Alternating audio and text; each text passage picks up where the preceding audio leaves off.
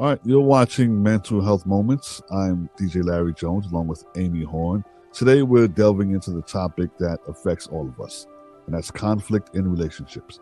Whether it's with a significant other, family member, or friend, disagreements and disputes are a natural part of any relationship. But how can we prevent them from escalating and damaging our connections with others?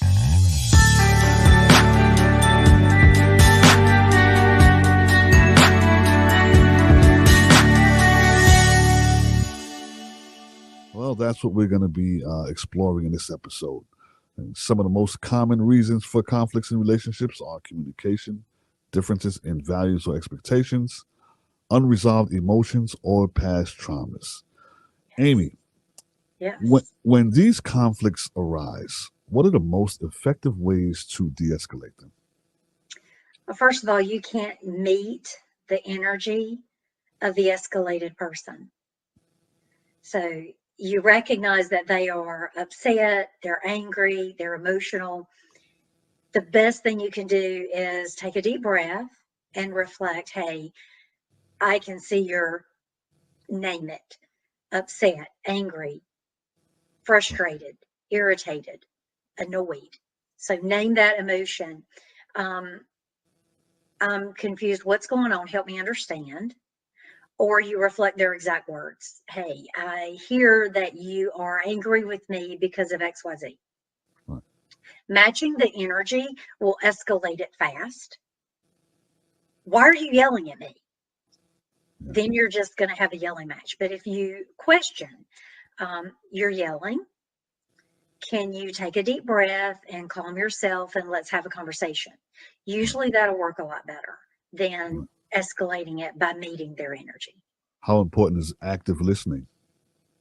The most important because I can't tell you how often a couple is trying to have a conversation and they're just going into defending themselves or they're going into dismissing or invalidating. Well, I don't see it that way. Well, I don't feel that way. Or I don't see how that's a problem. Like you're silly, you're crazy. That is the worst thing you can do. If you're actively listening to reflect the understanding. So I hear that you're feeling ignored by me when I'm on my phone. Right. And you're on your phone, so I'm kind of confused how you're feeling that way if we're both on our phones. So you're reflecting what is said, but you're not telling someone that they're invalid in their feelings. Maybe you're confused by it, right? Well, I thought we were both on our phones, so why would you be upset about me being up on my phone if you're on yours? Help me understand that. So there's a discrepancy. The person speaking hears the discrepancy without feeling invalidated. So Right. active listening is very important. Very, very important. What role does empathy play in resolving conflicts? If you don't feel cared about, if you feel what you think doesn't matter, if you feel what you feel doesn't matter, you're literally going to feel deflated, diffused, and distinguished. Like it just extinguished everything you were feeling. It's going to kill that love. It's going to kill that admiration. It's hard to respect someone who doesn't care how you feel or who doesn't care what you think. And when somebody doesn't accept your bid for affection or your bid for intellect, and you're not accepting their influence, they are suddenly deflated into a feeling of, I don't matter. I'm Right. not good enough and you don't care about me. So even if you do care about them, your words and your actions can completely convey it doesn't matter what the other person feels or thinks. So if you don't have empathy and you don't speak empathy, that person feels completely crushed and demolished. It's How very far, important. it is very important, how far into a situation should we start looking towards therapy? I would say premarital.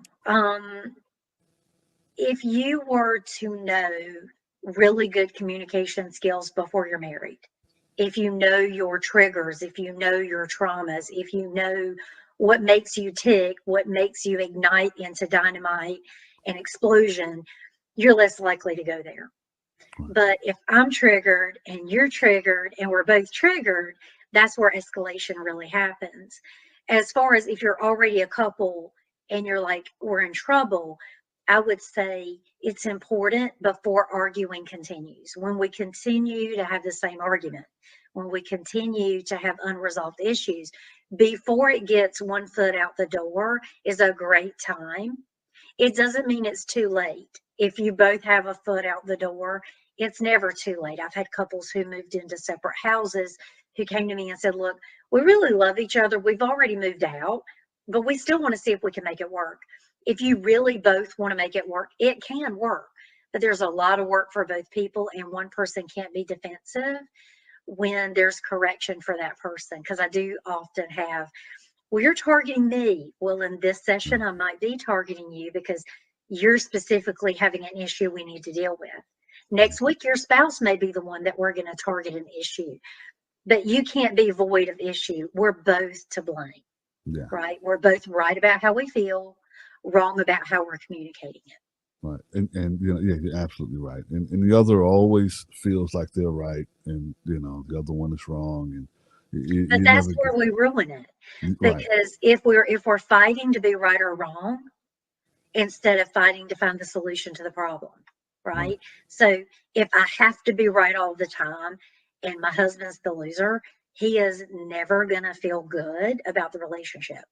If I'm always the loser, I'm never going to feel good about the relationship. So if we're looking for a solution to a problem, and we're looking how both of us can be okay and in agreement. So if I can feel good about it, even if I don't get my way. So maybe I had to give in a little bit, but we found a solution.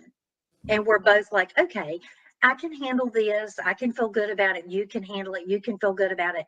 We're going to be solution based in our relationship. Because if we're looking to be right or wrong and there's always a loser, you will be the loser in the end. Even if you win every argument, you will be the loser. What about taking a break and just going to your neutral corners? Is that pretty healthy? Oh, yeah, if you communicate it. So if you walk out of the room or you storm out of the house and you don't say anything, you just abandoned your partner. That if you say, honey, I'm heightened, you're heightened. Can we take a 15-minute break? Let's come back in 15 minutes and have this conversation when we've calmed our bodies, calmed our minds. And what's very interesting, a lot of people will take a break to build ammunition. Man, I'm going to go over everything we've ever had wrong and I'm going to throw it right back at them when we get back. What needs to happen in that 15 minutes is you go to a room. I love my spouse. I want to find a solution. I want to have resolution with my spouse and be happy with my spouse. If you calm your body, calm your brain, you speak positive into the relationship, you're more likely to come back ready to have a conversation instead of ready to fight. That's a huge mistake a lot of people make. Right. Now, I want to get into a few tips on how to stay calm in an argument. I'll give a few, and then you can give a few, and then we'll talk about it. Number one, I got what you just said. Take deep breaths and calm your nerves and regain focus. We went over listening. Pay attention to what the other person is saying without interrupting. Yeah. And then, like we just said, take a break if you need it. Emotions are running high, and it's okay to take a short break. What are some of the other things we can do? This is going to sound nuts, but it's really true. I chose this person. Yeah. I chose this person to be my partner in crime the rest of my life. Right. I chose this person for a reason. I'm not liking them right now. Right. What is it I don't like? Is it the way I'm feeling because of their response? Is it behaviors that I don't like? Is it a lack of respect in how I'm spoken to, or a lack of respect in my feelings? Like, what is it about this person I'm not liking in the moment? Because there are plenty of good moments that I feel great in this moment. So staying in the moment, identifying I chose this person. What is it I'm not liking about the person in the moment? What is it I need? Another thing is a lot of us don't know what we really need, and we're like scrounging for what it is we want. But if I stop and say, okay, what I really need right now is, right. And that's not what I'm getting from my partner. It's easier for me to go to my partner and say, honey, I'm not feeling heard right now. I'm not feeling understood. I'm not feeling XYZ. I need you to understand what it is I'm really lacking from you. Right. Instead of you invalidating, you don't see it that way. Could you tell me how you can help me with what I need and what I feel I need? It's really going to help. Yeah. Okay. What about growing apart? When people feel as though they're growing apart and they feel like there's nothing left and there's nothing left to save. That's when we have to ask questions to reflect. Am I putting into my marriage my best? We give our work, we give our kids, we give our church, we give our friends. Am I giving my spouse the best of me, or am I giving leftovers? Am I giving my spouse what they truly deserve? And if I'm feeling that I'm not doing that, and I start saying, well, they don't do this and they don't do that, that's a child mentality. Because if I just give my best and I give what I have to give, usually it'll get reciprocated. And if it doesn't, I can say, I'm really trying here. I'm really trying to give you XYZ, and I'm feeling resistance to what I'm giving, or I'm feeling you're not really receiving me. How do we fix that? How do we work through that? If you have the conversation, it helps if you have that internal response first. What is it I'm not giving? What is it I'm not doing? Because self-reflection is what we really need to work on first. Right. And what's the best way to approach conflict with your partner or spouse? Lovingly. Yeah. Hey, I'd really like to have a conversation with you. So you can't fight fire with fire. No, if you throw fire, it's going to be thrown back at you and you're both getting burned. But if you go lovingly and say, hey, we need to have a conversation. I would love to talk about how the marriage is working for us and how it's not working for us. Can we have a discussion? And I hear a lot of times, you'll go to your spouse and say, hey, we need to talk. That heightens a man like that. Oh, crap, I'm in trouble. Yeah, yeah. And then it throws them on the defense. Oh, what do I do now? Absolutely. Throws And them when a stuff. man says, we need to have a discussion, Yeah, woman's like, oh, crap, what did I do? But if yeah, you go to the person and say, hey, can we talk about our marriage and what's working or what's not working for us, and kind of work through some things? I've had some feelings coming up. I've had some, frustrations, and I kind of feel like maybe we need to get together and have some time alone to have those discussions. And it is important for couples to have time without their children to be able to do that. If you're interrupted by your kids when you're trying to have those conversations, it is not going to work. right. Let's get into some healthy ways to express anger during conflict. My favorite way is to say, I'm really mad at you right now because I tried to talk to you about XYZ and you completely dismissed me and you blew me off. I need to have a conversation with you, but I need you to hear me. Yeah. So there are good ways and there are bad ways. So bad ways, contempt, eye rolling, name calling, belittling. You don't want to go to your spouse and saying, you're not listening to me. I can't stand how you do A, B, C, D, E, F, G. You can't go in like you want to fight. You go in, hey, honey, I'm not feeling heard lately. I really want to have a conversation with you. If you go in lovingly, you're received better. They're more likely to listen. Right, right. Is it always necessary to compromise? Yes. We both have to compromise, because if I'm always giving in and you're never giving in, at what point does the other person get tired of being the one to giving in? Because again, they're going to feel like a loser. Right. So you both have to learn to compromise. So what's the solution? Okay, I like this solution. It feels good to me. Does this solution feel good to you? There's an honesty that has to happen in that moment, because a lot of people, that's fine. That's okay. Be honest. I'm not really happy with that, and I'm not sure what's going on or why I'm not really happy with it. But let me think about it a minute. And maybe there's an alternative that I could be a little happier with. The other person can't get mad that the person's not happy, right? I may not be happy about the compromise, but I might be willing to give in on this one. But if we can both be like, it's not my ideal solution, but I can live with this. I can be okay with this. If we're not honest with each other, we are never going to have a good marriage. One of the things I do, and I know it's wrong, is I avoid conflict, right? I try to avoid it.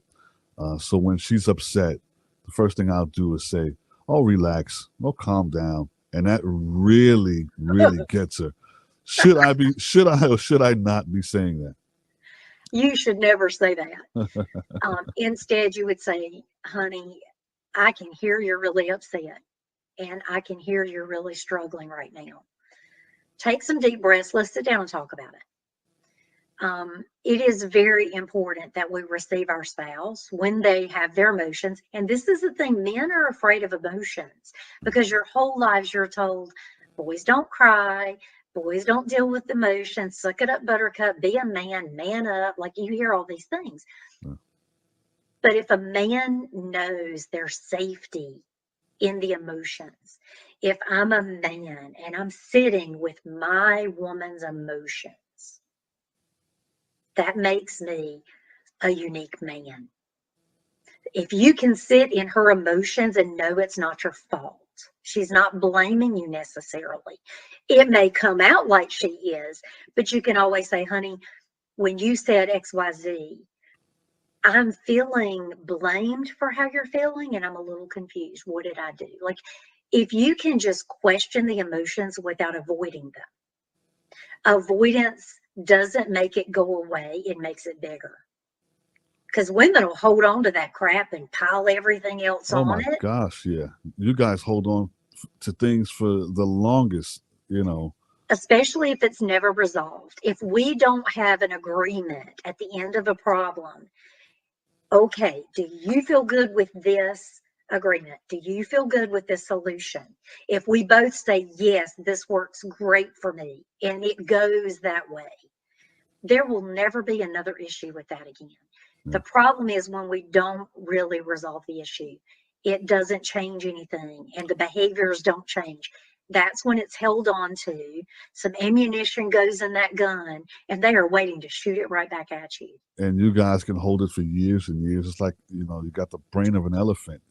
I'm going to tell you though, holding a grudge only hurts the person that holds the grudge. Yeah. Yeah. Because the other person Sometimes is going women on. are holding a grudge and the man has no clue the woman's even pissed. Exactly. He's gone about his business. He's having all kinds of fun and she's just boiling and stewing and it's only hurting her. Right. So the things I've learned today is don't say relax, don't say calm down, and don't say take it easy. No, honey, I can see you're really upset. I can hear that you're really stressed and frustrated. Take some deep breaths. Let's sit down and have a talk about it. Right. The minute you do that, you cared about what you see in her. You care about what you're hearing. Right. You do want her to calm down, but you don't. That's not where you start. Yeah. Honey, I hear you're really frustrated. Let's take some deep breaths and sit down and talk about it. Right. Well, we're running out of time. It's always a pleasure doing mental health moments with Amy. It's been a while since we've done it. We're back again. Life happens. Life happens, and we'll be back again next week and watching Mental Health Moments with Larry Jones and Amy Horne. Y'all gonna be awesome. The Power Hour is brought to you by Soul TV.